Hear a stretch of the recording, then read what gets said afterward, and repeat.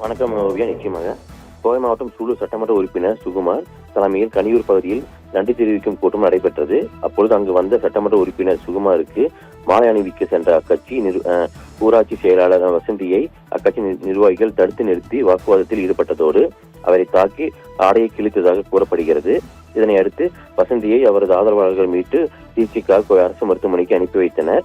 அவருக்கு அங்கு சிகிச்சை அளிக்கப்பட்டு வருகிறது. தமிழக வெற்றி கழகத்தில் 2 ஆண்டுகளாக அடிப்படை உறுப்பினராக பணியாற்றி தேர்தலில் பணியாற்றிய பெண் நிர்வாகி அக்கட்சியினரே எம்எல்ஏ முன்னிலையில் தாக்கிய சம்பவம் அதிர்ச்சியை ஏற்படுத்தியுள்ளது.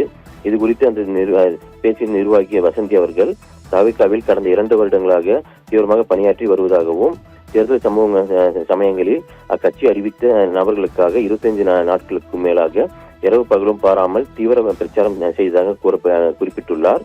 தங்களது பகுதியில் வருகை தந்த எம்எல்ஏக்கு மரியாதை நிமித்தமாக மாலை அணிவிக்க சென்ற போது மற்றொரு பிரிவை சேர்ந்த நிர்வாகிகள் அவரை தடுத்து நிறுத்தியதாகவும், நீங்கள் எங்கள் அணியை சேர்ந்தவர் இல்லை, எங்களது அணியில் மட்டுமே மாலை அணிவிக்க வேண்டும் என கூறி வாக்குவாதத்தில் ஈடுபட்டதாகவும் கூறப்படுகிறது.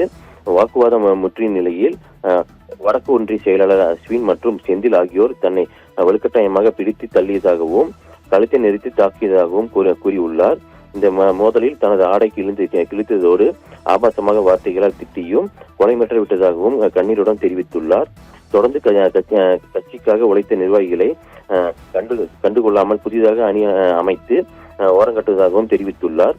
தாக்குதலின் பெண் நிர்வாகி வசந்திக்கு கழுத்து பகுதியில் காயம் ஏற்பட்டதும் ஆடை கிழிக்கப்பட்டு அவமானப்படுத்தப்பட்டதால் ஏற்பட்ட மன உளைச்சலால் மற்றும் மயக்க நிலை காரணமாகவும் அவர் சிகிச்சைக்காக மருத்துவமனைக்கு சென்றுள்ளார்.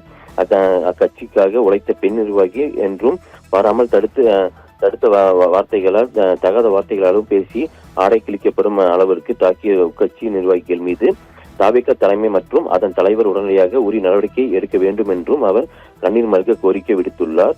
இச்சம்பவம் உள்ளூர் தாவிக அரசியல் வட்டாரத்திலேயே பெரும் சர்ச்சையை ஏற்படுத்தி உள்ளது. ஓவியா.